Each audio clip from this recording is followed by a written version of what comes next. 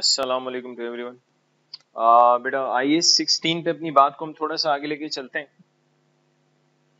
बेटा IAS 16 की अगर हम बात करते हैं तो IAS 16 हमें अकाउंटिंग के लिए दो मॉडल्स देता है, cost model and revaluation model, and we did discuss in the previous class.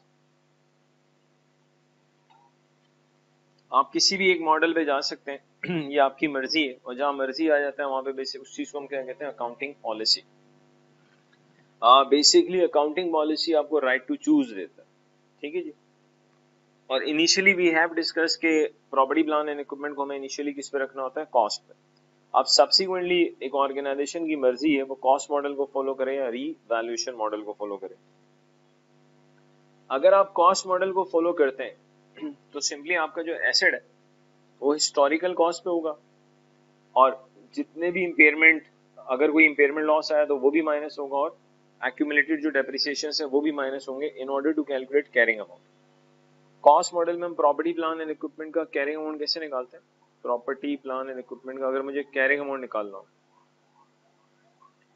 जो भी कॉस्ट है उस प्रॉपर्टी प्लान एंड इक्विपमेंट की वो लेंगे, उसमें से माइनस कर दें एक्यूमुलेटेड डेप्रिसिएशन, उसमें से लेस कर दें अगर कोई इंपेयरमेंट लॉस है तो वो भी माइनस कर दें, तो आपके पास एसेट का कैरिंग अमाउंट आ जाएगा। बेटा एसेट के कैरिंग अमाउंट का मतलब होता है ये वो अमाउंट है जो बैलेंस शीट में हम शो करेंगे।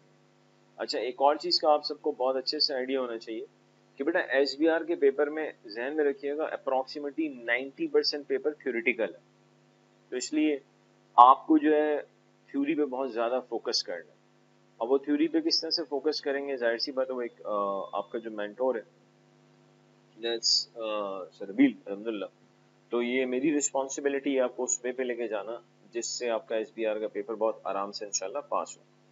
तो सिंपली अगर आपकी कंपनी कॉस्ट मॉडल को फॉलो करती है तो कैरिंग अमाउंट कैसे निकलेगा, प्रॉपर्टी प्लान एंड इक्विपमेंट की हिस्टोरिकल कॉस्ट लेंगे, लेस कर देंगे एक्यूमुलेटेड डेप्रिसिएशन, और अगर एसेट में कोई इंपेयरमेंट लॉस है तो वो भी माइनस कर देंगे, तो हमारे पास प्रॉपर्टी प्लान एंड इक्विपमेंट का कैरिंग अमाउंट आ जाएगा जो हम कहाँ शो करेंगे, SOFP में। रिवैल्यूएशन मॉडल, जरूरी नहीं है कि ऑर्गेनाइजेशन कॉस्ट मॉडल को फॉलो करे, आप रिवैल्यूएशन मॉडल को भी फॉलो कर सकते हैं।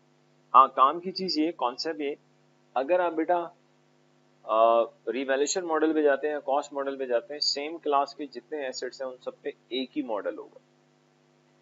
अगर आपकी ऑर्गेनाइजेशन लेट से रिवैल्यूएशन मॉडल पे चली जाती तो रिवैल्यूएशन मॉडल पे बेसिकली हम एसेट को किस वैल्यू पे कैरी करते हैं, प्लीज देखिएगा। रिवैल्यूएशन मॉडल में जो एसेट है, जो प्रॉपर्टी प्लान एंड इक्विपमेंट है, उसका कैरिंग अमाउंट कैसे निकलेगा? आप सबसे पहले ले लें फेयर वैल्यू, माइनस कर दें जितने भी एक्यूमुलेटेड डेप्रिसिएशन है और लेस कर दें अगर कोई इंपेयरमेंट लॉस है तो वो भी लेस कर दें। Under revaluation model property plan and equipment is carried at fair value less any subsequent, fair value के बाद, फेयर वैल्यू के बाद जितने भी डेप्रिसिएशन हुए, या आसान वर्डिंग्स में रीवैल्यूड अमाउंट मालूम करने के बाद जो भी डेप्रिसिएशन है वो माइनस कर दें, अगर कोई इंपेयरमेंट लॉस है वो भी माइनस कर दें। तो रिवैल्यूएशन मॉडल पे बेसिकली एसेट का कैरिंग अमाउंट हम कैसे निकालते हैं, जो भी एसेट की फेयर वैल्यू है आफ्टर फेयर वैल्यू या रीवैल्यूड अमाउंट, जितना आपने एसेट को डेप्रिशिएट किया वो डेप्रिसिएशन माइनस करें, और अगर कोई इंपेयरमेंट लॉस है वो भी माइनस कर दें, तो बेटा आपके पास प्रॉपर्टी प्लान एंड इक्विपमेंट का कैरिंग अमाउंट आ जाएगा। If revaluation model is adopted then IAS 16 provides the following rules. अब ये रूल्स बड़े काम के, अगर आपकी कंपनी रिवैल्यूएशन मॉडल पे जाती है तो बेटा कुछ रूल्स हैं। सबसे पहली चीज याद रखिएगा, जो हम again we did discuss in the previous class, what is that, अगर आपकी कंपनी रिवैल्यूएशन मॉडल पे जाती है तो basically revaluation model does not mean कि हर साल मुझे अपने एसेट को रिवैल्यू करना लाजमी है, ऐसा नहीं होता। रिवैल्यूएशन मॉडल में हर साल एसेट को रिवैल्यू करना लाजमी नहीं होता, लेकिन अगर किसी भी IAS में हम फेयर वैल्यू मॉडल को फॉलो करते हैं तो हर साल हमें अपने एसेट की या लायबिलिटी की फेयर वैल्यू को बार बार हर साल SOFP रेट पे क्या करना पड़ता है, डिटरमिन करना पड़ता है क्या अब फेयर वैल्यू क्या है, लेकिन रिवैल्यूएशन मॉडल में ऐसा नहीं है। Revaluation must be made with sufficient regularity to ensure that carrying amount does not differ materially from the fair value at each reporting date. तो IAS 16 sufficient regularity की बात कर रहा है, एनुअल की बात नहीं कर रहा।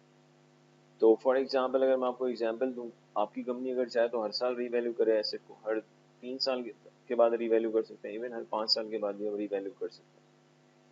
अच्छा जी, if an item is revalued, the entire class of asset to which the item belongs must be revalued. अगर हमने एक पर्टिकुलर क्लास के किसी एक आइटम को रीवैल्यू किया तो हम पूरी उस क्लास के तमाम एसेट्स को क्या करेंगे, रीवैल्यू करेंगे, क्योंकि हम ये बात पहले ही डिस्कस कर चुके हैं, सेम क्लास के तमाम एसेट पे या तो कॉस्ट मॉडल होगा या रीवैल्यूएशन मॉडल। अच्छा जी, if a revaluation increases, sir simply आपके पास एक प्रॉपर्टी प्लान एंड इक्विपमेंट है, अज्यूमिंग इसका कैरिंग अमाउंट है लेट्स से 100, जिस प्रॉपर्टी प्लान एंड इक्विपमेंट का कैरिंग अमाउंट 100 है, एक मिनट के लिए अज्यूम करते हैं कि रीवैल्यूड अमाउंट 120, तो बेसिकली हमें अपने एसेट को 100 से 120 पे लाना है, तो 20 का बेसिकली क्या होगा, रीवैल्यूएशन सरप्लस। अब बेटा ये जो 20 का रीवैल्यूएशन सरप्लस होगा, बड़ी स्ट्रेट फॉरवर्ड इसकी एंट्री बना सकते हैं। आप प्रॉपर्टी प्लान एंड इक्विपमेंट को 20 से डेबिट करें, और जो रीवैल्यूएशन है, करंट ईयर में जो रीवैल्यूएशन आता है उसको हमें ओसीआई में भी शो करना होता है, अदर कॉम्प्रिहेंसिव इनकम में। बेसिकली प्रॉफिट आफ्टर टैक्स के बाद ओसीआई स्टार्ट हो जाता है। तो इस साल करंट ईयर में जो रीवैल्यूएशन आता है हमें उसे ओसीआई में भी शो करना पड़ता है। इसके अलावा बैलेंस शीट में बजाय इसके कि हम रीवैल्यूएशन सरप्लस का टाइटल यूज करें, जो कि आप कर सकते हो, हम एक और टाइटल इस्तेमाल करते हैं which is OC, other component of equity. तो एसओएफपी में व्हाट डू वी डू, हम एक लाइन आइटम कह लें इंट्रोड्यूस कराते हैं, that is OC, other component of equity. तो बेसिकली 100 का कैरिंग अमाउंट था, नेट बुक वैल्यू थी मेरे प्रॉपर्टी प्लान एंड इक्विपमेंट की, उसका रीवैल्यूड अमाउंट 120 मिलियन, तो मैंने 20 मिलियन से प्रॉपर्टी प्लान एंड इक्विपमेंट को डेबिट किया, रीवैल्यूएशन को ओसीआई को ओसी को 20 से क्रेडिट कर दिया। सिंपली जो इस साल रीवैल्यूएशन होगा उससे आपके प्रॉपर्टी प्लान एंड इक्विपमेंट का कैरिंग अमाउंट बढ़ेगा। If revaluation increases the value of an asset, the increase is presented as क्या, other comprehensive income and disclosed as an item which will not be recycled to P&L in subsequent period। so, इसका मतलब क्या समझाता हूँ, current year के अंदर जो revaluation आया उसको आपने अदर कॉम्प्रिहेंसिव इनकम में शो कर दिया, ठीक हो गया जी। अब ये जो ओसीआई के अंदर हमने रिवैल्यूएशन, करंट ईयर के रिवैल्यूएशन सरप्लस को शो किया है, कल को आप इस एसेट को बेच देते हैं जिसके कैरिंग अमाउंट में रिवैल्यूएशन मौजूद है, तो बेटा हम उस रिवैल्यूएशन को मैक्सिमम रिटेन अर्निंग में क्लोज कर सकते हैं। हम कभी भी उस रिवैल्यूएशन को रीसाइकिल करके पीएनएल में नहीं लाएंगे। What do you mean by this, कि रीसाइकिल करके पीएनएल में नहीं लाएंगे? ऐसा कभी नहीं होगा कि इस साल रिवैल्यूएशन सरप्लस ओसीआई के अंदर है और जिस साल आप एसेट को बेचेंगे तो जितना रिवैल्यूएशन सरप्लस ओसीआई में था उसको उठा के आप पीएनएल में लेके चले जाएं, प्रॉफिट एंड लॉस में लेके चले जाएं। ऐसा नहीं किया जा सकता, ठीक है जी। सिंपली क्या हो सकता है, अगर आपने एक एसेट को बेचा है जिसके कैरिंग अमाउंट में रिवैल्यूएशन सरप्लस मौजूद है, अगर आप चाहें तो उसके रिवैल्यूएशन सरप्लस को रिटेन अर्निंग में क्लोज कर सकते हैं, और अदरवाइज अगर आप उसको अदर कंपोनेंट ऑफ इक्विटी में रहने दें तो कोई इशू नहीं है। तो देख लें, if a revaluation increases the value of an asset, the increase is presented as other comprehensive income and disclose an item which will not be recycled to P&L in the subsequent period and held in a revaluation surplus within other component of equity। अच्छा जी, अगर revaluation मिसाल के तौर पे decrease हो रहा है, it is not necessary कि रिवैल्यूएशन हमेशा, मतलब आप अपने एसेट को रीवैल्यू करने जाए हमेशा वैल्यू बढ़े, वैल्यू कम भी हो सकती है। फॉर एग्जांपल हमारे एसेट का लेट से property plan and equipment 100 million है, एक मिनट के लिए अज्यूम करते हैं कि हमारे एसेट का प्रॉपर्टी प्लान एंड इक्विपमेंट का कैरिंग अमाउंट 100 मिलियन है और फर्स्ट टाइम हम रिवैल्यूएशन कर रहे हैं, फर्स्ट टाइम आपने उसको रीवैल्यूड अमाउंट मालूम किया तो 80 आ गया, ये फर्स्ट टाइम में 80 है, तो पहले कभी रिवैल्यूएशन सरप्लस आया ही नहीं था। फॉर एग्जांपल पहली मर्तबा ही हम अपने प्रॉपर्टी प्लान एंड इक्विपमेंट का जिसका कैरिंग अमाउंट 100 हमने उसका रीवैल्यूड अमाउंट मालूम किया तो 80 आया। अब ये जो 20 का बेसिकली लॉस आ रहा है, ये लॉस डायरेक्टली सारे का सारा पीएनएल में आएगा और एक किस्म का इंपेयरमेंट लॉस है, और ये 20 का लॉस बेसिकली हम प्रॉफिट एंड लॉस में रिकॉग्नाइज करेंगे, पीएनएल को चार्ज करेंगे। मैं रिपीट कर रहा हूँ, पहली मर्तबा में ही अगर हम एसेट को रिवैल्यू करने चाहते हैं, वैल्यू बढ़ने के बजाय अगर कम हो जाती है, रिपीट, फर्स्ट टाइम हम एसेट को रिवैल्यू कर रहे हैं, वैल्यू बढ़ नहीं रही, कम हो रही है, अगर वैल्यू कम हो रही है तो ये सारे का सारा जो लॉस आ रहा है इसको हम प्रॉफिट एंड लॉस में शो करेंगे। सवाल कि सर लेट से अगर ऐसा होता कि पहली मर्तबा रीवैल्यूएशन आया था और उस सेकंड टाइम जब हम उसको रीवैल्यू करने जाते हैं, थर्ड टाइम रीवैल्यू करने जाते हैं, वैल्यू बढ़ नहीं रही, कम हो रही है, तो लॉजिकली पहली मर्तबा अगर रीवैल्यूएशन मौजूद है और फ्यूचर में वैल्यू कम हो जाती है, तो हल्का सा IAS 36 का आइडिया दे रहा हूँ जो हम आगे पढ़ेंगे भी इंशाल्लाह। फॉर एग्जांपल हल्का सा रेफरेंस दे रहा हूँ, लेकिन आगे चल के हम बहुत डिटेल में पढ़ेंगे। What is that?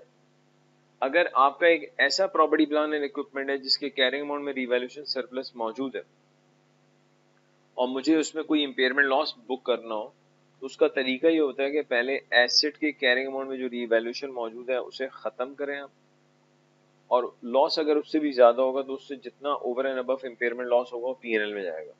लेकिन बेटे ये सारी बातें आप IAS 36 में पढ़ेंगे इंशाल्लाह, फिक्र नहीं करें। तो मैं अगर इसका एक मिनट के लिए आइडिया दूं, फॉर एग्जांपल मैं आपसे कहता हूं कि यार एक प्रॉपर्टी प्लान एंड इक्विपमेंट है जिसका कैरिंग अमाउंट है 120 million, assuming including revaluation of 10 million। Let's say इस 120 मिलियन के प्रॉपर्टी प्लान एंड इक्विपमेंट के कैरिंग अमाउंट में 10 मिलियन का रिवैल्यूएशन मौजूद है, अज्यूम करते हैं, और हमें एग्जामिनर रिकवरेबल अमाउंट दे रहा है 90। प्रॉपर्टी प्लान एंड इक्विपमेंट जिसका कैरिंग अमाउंट 120 है, जिसमें 10 मिलियन का रिवैल्यूएशन सरप्लस मौजूद है।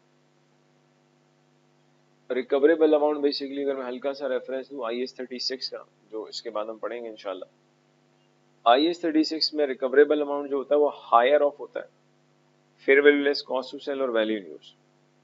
रिपीट करो, recoverable amount is higher of fair value less cost to sell, और दूसरी चीज क्या है, वैल्यू इन यूज। खैर मेरी एग्जांपल में रिकवरेबल अमाउंट डायरेक्टली गिवन है। किसी भी एसेट का अगर कैरिंग अमाउंट ज्यादा है, रिकवरेबल अमाउंट कम है, तो लॉजिकली जो डिफरेंस है इंपेयरमेंट लॉस है। लेकिन मुझे जो 120 से अपने एसेट को 90 के ऊपर लेकर आना है और 30 का लॉस बुक करना है। IAS 36 ये कहता है अगर आप किसी प्रॉपर्टी प्लान एंड इक्विपमेंट को में इंपेयरमेंट, किसी प्रॉपर्टी प्लान एंड इक्विपमेंट की कैरिंग अमाउंट, मतलब किसी प्रॉपर्टी प्लान एंड इक्विपमेंट में इंपेयरमेंट लॉस बुक कर रहे हैं, तो आप एक काम कर लें, अगर उस प्रॉपर्टी प्लान एंड इक्विपमेंट के कैरिंग अमाउंट में रिवैल्यूएशन सरप्लस मौजूद है तो पहले रिवैल्यूएशन को खत्म करें, और आपका लॉस अगर रिवैल्यूएशन से जितना ज्यादा वो P&L में जाएगा। तो इस छोटी सी एग्जांपल में जिसमें प्रॉपर्टी प्लान एंड इक्विपमेंट का कैरिंग अमाउंट 120 मिलियन है, लेकिन उसके कैरिंग अमाउंट में 10 मिलियन का रिवैल्यूएशन मौजूद है, और हमें एसेट 120 से 90 पे लाना है, तो 120 से जब मैं 90 पे आऊंगा तो लॉजिकली 30 का लॉस बुक करना है। लेकिन ये 30 का लॉस सारे का सारा P&L में नहीं आ सकता, क्योंकि IAS 36 ये कहता है पहले रिवैल्यूएशन सरप्लस खत्म करें, उससे ऊपर जितना लॉस हो P&L में आएगा। यानी कि यहाँ जो एंट्री बननी चाहिए, हम रिवैल्यूएशन को, OCI को, अदर कंपोनेंट ऑफ इक्विटी को बेसिकली 10 से डेबिट करेंगे, फिर जितना भी इंपेयरमेंट लॉस है हमारे पास उसे हम P&L में लेके जाएंगे विच इज 20, और हमारा जो प्रॉपर्टी प्लान एंड इक्विपमेंट है उसे हम 30 से क्रेडिट कर देंगे। तो मैं अपनी बात रिपीट कर रहा हूँ, प्लीज जानते रहिएगा। एक ऐसा एसेट जिसके कैरिंग अमाउंट में रिवैल्यूएशन नाम की कोई चीज मौजूद हो और हमें उसमें इंपेयरमेंट लॉस बुक करना हो, तो IAS 36 ये कहता है पहले रिवैल्यूएशन सरप्लस को खत्म किया जाए। बेटा रिवैल्यूएशन सरप्लस को डेबिट करके खत्म कर सकते हैं, और तो कोई तरीका नहीं। सेकंड, अगर आपका लॉस का अमाउंट रिवैल्यूएशन के अमाउंट से ज्यादा है, तो जितना अमाउंट रिवैल्यूएशन के अमाउंट से ज्यादा है लॉस का, उसे आप P&L को चार्ज कर दें।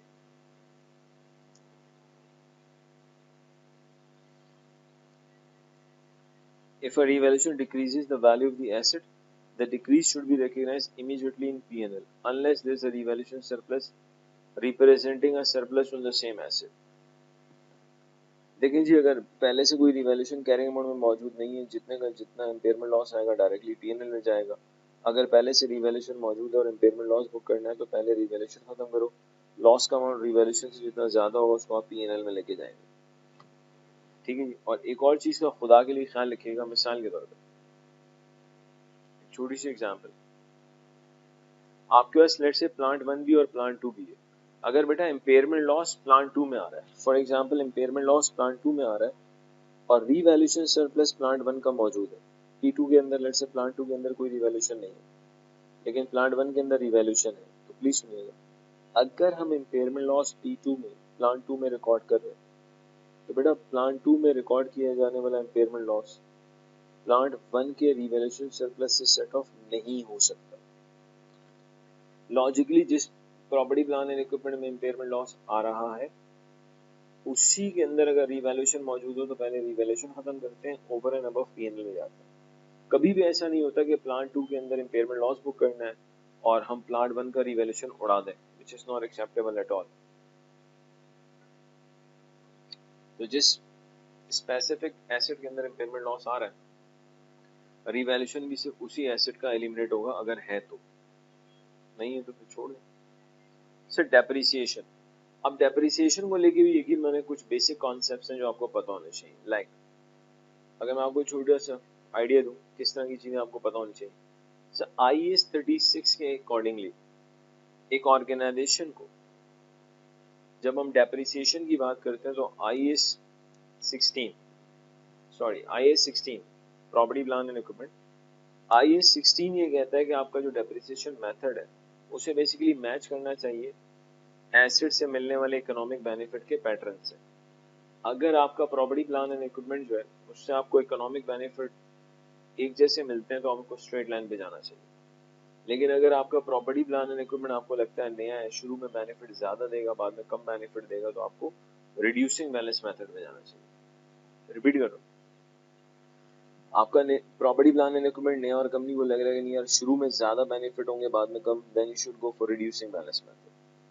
मतलब इंपॉर्टेंट चीज क्या है, आपका जो एसेट है उस एसेट से मिलने वाले जो इकोनॉमिक बेनिफिट के पैटर्न है, डेप्रिसिएशन के मेथड को उससे मैच करना चाहिए। लाइक एक जैसे बेनिफिट है स्ट्रेट लाइन, शुरू में ज्यादा बाद में कम बेनिफिट है रिड्यूसिंग बैलेंस मेथड। थर्ड, अगर कभी ऐसा हो कि एक ऐसी ऑर्गेनाइजेशन आपको मिल जाए जो ये कहे कि जी हम we are unable to identify the pattern of economic benefit from the asset, तो हम कौन से डेप्रिसिएशन के मेथड को फॉलो करें, तो बेटा याद रखिएगा ऐसी सिचुएशन में हम स्ट्रेट लाइन को फॉलो करते हैं। मैं रिपीट कर रहा हूँ, एक ऐसी सिचुएशन जिसमें ऑर्गेनाइजेशन ये कहे we are unable to identify the pattern of economic benefit from this asset, तो ऐसी सिचुएशन में फिर आप स्ट्रेट लाइन मेथड पे डेप्रिशिएट करते हैं। फिर एक और चीज, जब हमारा एसेट अवेलेबल फॉर यूज होता है, रेडी टू यूज होता है, वहां से हम डेप्रिसिएशन स्टार्ट कर देते हैं। और बेटा ऐसा भी पॉसिबल है कि एसेट एक्चुअली डेप्रिशिएट पहले हो रहा हो और उसकी एक्चुअल यूटिलाइजेशन बाद में स्टार्ट हो, क्योंकि ऐसा कोई कॉन्सेप्ट नहीं है एसेट यूज होगा तो डेप्रिशिएट होगा। कॉन्सेप्ट क्या है, मैं रिपीट कर रहा हूँ, ऐसा कोई कॉन्सेप्ट नहीं है कि एसेट यूज होगा तो हम डेप्रिशिएट करेंगे, ऐसा कोई कॉन्सेप्ट नहीं। कॉन्सेप्ट ये है कि अगर आपका एसेट रेडी टू यूज है तो आपने वहां से ऑनवर्ड्स उसको डेप्रिशिएट करना शुरू कर देना। ठीक हो गया जी।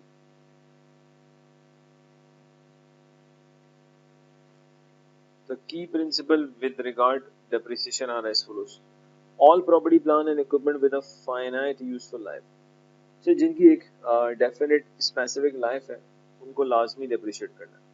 The depreciable amount of an asset is cost less RV. आपसे कोई अगर डेप्रिशिएबल अमाउंट पूछे तो याद रखिएगा बेटा डेप्रिशिएबल अमाउंट है cost minus scrap value.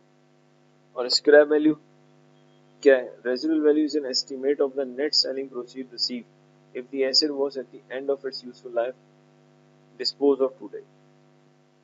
RV एक एस्टीमेट है जो सिंपली ये बताता है कि यार एक नेट सेल प्रोसीड है। अगर एक मिनट के लिए अज्यूम करते हैं कि ये जो हमारा प्रॉपर्टी प्लान एंड इक्विपमेंट है ये अपनी लाइफ के एंड में पहुंच गया, तो सिंपली ये एसेट अपनी प्रॉपर्टी प्लान, ये जो प्रॉपर्टी प्लान एंड इक्विपमेंट है अपनी लाइफ के एंड पे किस अमाउंट में बेसिकली सेल होगा, उसको हम क्या कह रहे हैं, रेजिडुअल वैल्यू। लेकिन ये ऑब्वियसली एस्टीमेट है, तो residual value is an estimate of net selling proceed received if the asset was at the end of its useful life. Depreciation is charged to profit and loss unless it is included in the carrying amount of another asset। ये बहुत काम का point है। Normally हम depreciation expense को P&L में लेके जाते हैं, लेकिन जरूरी नहीं हमेशा हम डेप्रिसिएशन एक्सपेंस को P&L में लेके जाए। ये भी पॉसिबल है कि हम डेप्रिसिएशन एक्सपेंस को instead of taking depreciation expense to the P&L, हम उस डेप्रिसिएशन को किसी दूसरे एसेट के कैरिंग अमाउंट में ऐड कर दें। एग्जांपल देता हूँ, अज्यूमिंग आपकी ऑर्गेनाइजेशन एक बिल्डिंग बना रही है अपने लिए, ठीक है जी, आप एक बिल्डिंग बना रहे हो, उस बिल्डिंग के लिए लेट से आपको एक प्लांट खरीदना पड़ा, उस प्लांट की यूजफुल लाइफ 2 साल है और बिल्डिंग के बनने में भी लेट से 2 साल लगे, और वो प्लांट जो है इस बिल्डिंग की कंस्ट्रक्शन में यूटिलाइज होगा, और जैसे ही लेट से बिल्डिंग की कंस्ट्रक्शन खत्म, प्लांट की लाइफ भी खत्म। तो बेटा आपको एक काम करना पड़ेगा, उस प्लांट का जो भी डेप्रिसिएशन होगा, उस डेप्रिसिएशन को बेसिकली हम क्या करेंगे, बिल्डिंग के कैरिंग अमाउंट में इनकॉर्पोरेट कर देंगे। लॉजिकली वो जो डेप्रिसिएशन एक्सपेंस वो कैपिटलाइज हो रहा होगा, it will become the part of that building carrying amount. क्यों सर, आप खुद सोचें, वो जो हमने एक प्रॉपर्टी प्लान एंड इक्विपमेंट लिया है, एक्चुअली वो डेप्रिशिएट हो रहा है, यूज हो रहा है to construct another property plan and equipment. तो पहले वाले के डेप्रिसिएशन को एक्सपेंस आउट करने के बजाय क्या किया जाएगा, capitalise. So depreciation is charged to P&L unless it is included in the carrying amount of another asset.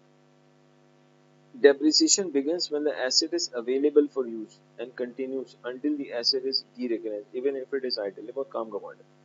Depreciation begins when asset is available. जैसे ही आपका asset available for use होगा, वहां से depreciation start हो जाएगा। और ये भी possible है, एक्चुअली हम asset को यूटिलाइज बाद में करें, लेकिन depreciate पहले से करना शुरू कर दें। फॉर एग्जाम्पल, एक ऐसी सिचुएशन जिसमें property plan and equipment ready to use है, लेकिन उस प्रॉपर्टी प्लान एंड इक्विपमेंट को यूटिलाइज करने के लिए जो वर्क फोर्स चाहिए और जो पर्टिकुलर स्किल्स चाहिए, हमारे वो वर्क फोर्स मौजूद है लेकिन उनमें उस स्किल की कमी है जो इस प्रॉपर्टी प्लान एंड इक्विपमेंट को यूज करने के लिए लाजमी चाहिए। अब सुनिएगा, अगर आप अपने एम्प्लॉयज को ट्रेनिंग देते हैं, इट इज पॉसिबल कि यार एसिड आज से मैंने डेप्रिशिएट करना शुरू कर दिया, लेकिन उसकी एक्चुअल यूटिलाइजेशन स्टार्ट हो रही है 6 मंथ्स के बाद। 6 महीने में मुझे लगता है मेरा स्टाफ ट्रेन हो जाएगा और इस एसिड को यूज कर सकते हैं। तो वेरी इंपॉर्टेंट कॉन्सेप्ट, जैसे ही आपका एसिड रेडी टू यूज होता है, वहां से डेप्रिसिएशन स्टार्ट हो जाता है। ये भी पॉसिबल है कि एक्चुअल यूटिलाइजेशन बाद में स्टार्ट हो, लेकिन डेप्रिसिएशन पहले से शुरू हो जाए। अच्छा, ये फिर वो कह रहे हैं depreciation must be allocated on a systematic basis. मैंने सिस्टमैटिक बेसिस आपको बताया था, IAS 16 ये कहता है कि आपके का डेप्रिसिएशन मेथड ऐसा होना चाहिए जो एसेट से मिलने वाले इकोनॉमिक बेनिफिट के पैटर्न के साथ मैच करे। Depreciation must be allocated on a systematic basis, reflecting the pattern in which the asset's future economic benefit are expected to be consumed. In practice, many entities depreciate property, plant and equipment on a straight line basis over its estimate and useful life. ठीक है जी, normally लोग straight line पे जाते हैं, लेकिन मैं आपको repeat कर, अगर आपको आपके एसेट से मिलने वाले बेनिफिट लगता है एक जैसे नहीं है, then don't go for straight line. आपको लगता है यार हमारा नया एसेट है, शुरू में बेनिफिट ज्यादा होगा, बाद में बेनिफिट कम होगा, तो आप एक काम करें, रिड्यूसिंग बैलेंस में चले जाएं, क्योंकि रिड्यूसिंग बैलेंस में बेसिकली क्या होता है, शुरू में डेप्रिसिएशन ज्यादा होता है, बाद में कम हो जाता है। बस आपको इतना पता होना चाहिए आपका जो एसेट से मिलने वाले इकोनॉमिक बेनिफिट का पैटर्न है वो, और जो पैटर्न है डेप्रिसिएशन का मेथड, उसके अकॉर्डिंगली होना चाहिए। एक जैसे बेनिफिट मिलेंगे तो स्ट्रेट लाइन, शुरू में ज्यादा बेनिफिट बाद में कम बेनिफिट, तो you will go for reducing balance. Depreciation methods based on the revenue generated by an activity are not appropriate.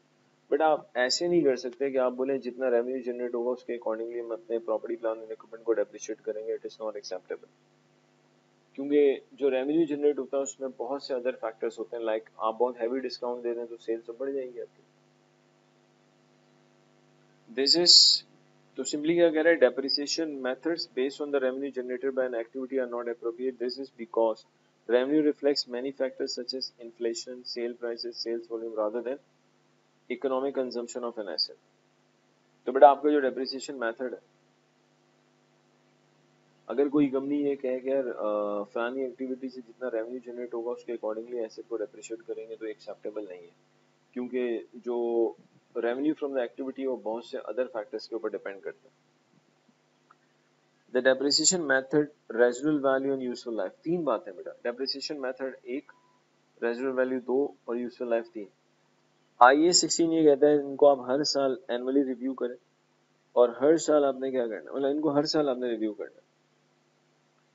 The depreciation method, residual value and useful life of an asset should be reviewed annually and revised if necessary. और बेटा अगर आपको revise करना पड़ा तो आप इसको revise करेंगे, और इसके रिवीजन को हम चेंज इन एस्टिमेट लेते हैं। और बेटा जब भी एस्टिमेट चेंज होता है तो प्रोस्पेक्टिवली अप्लाई होता है। प्रोस्पेक्टिव का मतलब होता है प्रेजेंट फाइनेंशियल स्टेटमेंट में चेंज आएगा और फ्यूचर में चेंज आएगा। तो मैं रिपीट कर रहा हूँ, हर साल हमें डेप्रिसिएशन के मेथड को, रेजिडुअल वैल्यू को और एसेट की यूजफुल लाइफ उसको रिव्यू करना है। उसमें अगर कोई चेंज आएगा तो वो चेंज प्रोस्पेक्टिवली बुक्स में आएगा, क्योंकि डेप्रिसिएशन मेथड का चेंज होना, आरवी का चेंज होना, यूजफुल लाइफ का चेंज होना, ये चेंज इन एस्टिमेट। तो बेटा याद रखिएगा जो डेप्रिसिएशन मेथड है अगर वो चेंज होता है तो उसको हम क्या लेंगे, चेंज इन एस्टिमेट लेंगे। और change in estimate prospectively apply होता है, यानी करंट फाइनेंशियल स्टेटमेंट में इंपैक्ट आएगा और फ्यूचर में आएगा। अच्छा जी, और ये भी याद रखिएगा आपको हर साल बेसिकली क्या करना है, 3 चीजों को रिव्यू करना है, डेप्रिसिएशन मेथड को, रेजिडुअल वैल्यू को और यूजफुल लाइफ को। हर साल आपने रिव्यू करना है, ये देखने के लिए कोई चेंज तो नहीं आ रहा। सो हो सकता है आप पहले एक प्रॉपर्टी प्लान एंड इक्विपमेंट को स्ट्रेट लाइन मेथड पे डेप्रिशिएट कर रहे थे क्योंकि आपको उससे एक जैसा बेनिफिट मिल रहा था। अब आपको लगता नहीं यार अब बस ज्यादा अब कुछ अरसे तक ज्यादा बेनिफिट मिलेंगे फिर कम, तो आप स्ट्रेट लाइन से रिड्यूसिंग बैलेंस पे शिफ्ट हो जाए। लेकिन जब आप स्ट्रेट लाइन से रिड्यूसिंग पे आएंगे तो चेंज इन एस्टिमेट होगा और change in estimate prospectively apply होता है। 3 चीजें जिसको आपने एनुअली रिव्यू करना है, डेप्रिसिएशन का method, RV and useful life. Useful life का मैं आपको एक हल्का सा आइडिया दे दूं। एक्चुअली यूजफुल लाइफ का मतलब ये होता है कि जो करंट ऑनर है एसेट का, वो एसेट को कितने ईयर्स यूटिलाइज करना चाहता है।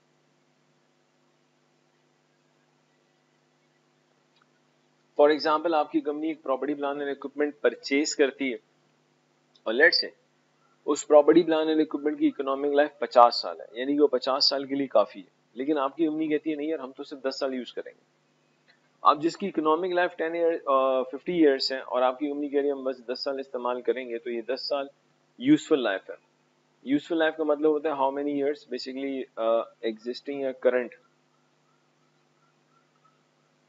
यूजफुल लाइफ का मतलब होता है कि how many years current owner is going to utilise the asset. Repeat करो, यूजफुल लाइफ का मतलब ये है कि जो करंट ओनर है वो एसेट को कितना यूटिलाइज करेगा। अब जाहिर सी बात है अगर आज हम एक property plan and equipment purchase करते हैं जिसकी लाइफ 25 साल है, हो सकता है सर हमारी कंपनी ये कहे कि हम इसको 5 साल इस्तेमाल करेंगे फिर बेच देंगे, लेकिन ये एस्टिमेट है और हर साल आपको रिव्यू करना पड़ेगा क्योंकि एस्टिमेट चेंज हो सकता है। कुछ सोचें अगर आज हमने एक प्रॉपर्टी प्लान एंड इक्विपमेंट लिया जो फॉर एग्जाम्पल 25 साल के लिए काफी है और कंपनी कह रही है हम 6 साल के बाद आफ्टर 6 ईयर्स हम इसको सेल कर देंगे, सो हो सकता है 1 या 2 साल के बाद कंपनी अपना माइंड चेंज कर दे और कहे नहीं यार इस एसेट को तो हम मजीद 5 साल तक रखेंगे, 10 साल तक रखेंगे। तो इसका मतलब यूजफुल लाइफ एक एस्टिमेट और एस्टिमेट चेंज हो सकता है, और एस्टिमेट जब भी चेंज होता है तो किस तरह से अप्लाई होता है, प्रोस्पेक्टिवली। तो आज की शॉर्ट वीडियो में बेसिकली हमने थोड़ा सा डेप्रिसिएशन में बात की, रिवैल्यूएशन में बात की, कॉस्ट में बात की। नेक्स्ट क्लास में हम कंपोनेंटाइजेशन पे इंशाल्लाह बात करेंगे, फिर एसिड की डी रिकग्निशन में बात करेंगे, कुछ न्यूमेरिक्स की बात होगी, प्लस क्वेश्चंस देखेंगे किस तरह से एग्जाम में आते हैं, उसको किस तरह से आंसर किया जाता है, उन चीज़ों को देखेंगे। और फिर उसमें बेसिकली मैं आपको थर्ड क्लास होगी उसमें एक तो मैं पैटर्न भी बता दूंगा I16 कंप्लीट करने के बाद थर्ड क्लास में, लेकिन इंशाल्लाह SBR का पेपर पैटर्न क्या है वो मैं आपको बता दूंगा। प्लस एक पूरी डायरेक्शन मैं आपको थर्ड क्लास में दे दूंगा कि किस तरह से, क्लास नंबर 3 में हम इसको देख लेंगे कि किस तरह से बेसिकली SBR को आपने लेके चलना है ताकि इंशाल्लाह फर्स्ट अटेम्प्ट में ना सिर्फ आराम से पास हो बल्कि आपके अच्छे मार्क्स हैं। तो थर्ड क्लास में ये सारी चीज़ें इंशाल्लाह हम डिस्कस कर लेंगे, पेपर पैटर्न सब कुछ, और एक कॉन्सेप्ट भी मैं आपको एक्सप्लेन करूंगा शानदार समरी का, कि शानदार समरी या ट्रस्टेड शानदार समरी क्या है। उससे फ़ायदा ये होता है कि कोई भी IAS या IFRS इंशाल्लाह आप ज़िंदगी भर नहीं भूलेंगे। तो देखेंगे व्हाट इज़ दैट शानदार समरी। बाकी मैं बता दूं, मैंने पहले ही बताया था, अल्हम्दुलिल्लाह I also teach F5, F6, F7, F9, SBR, P6 which is advanced taxation, ATX and the last is P4 AFM। तो ये सारे पेपर अल्हम्दुलिल्लाह आपका टीचर पढ़ाता है, बड़ा अल्लाह का करम है। तो नेक्स्ट क्लास में पेपर पैटर्न ये सारी चीज़ें आ जाएंगी, शानदार समरी पे बात भी हो जाएगी और शानदार समरी नेक्स्ट क्लास में वीडियो में शानदार समरी भी इंशाल्लाह आ जाएगी। So thank you very much watching this video. अस्सलाम वालेकुम।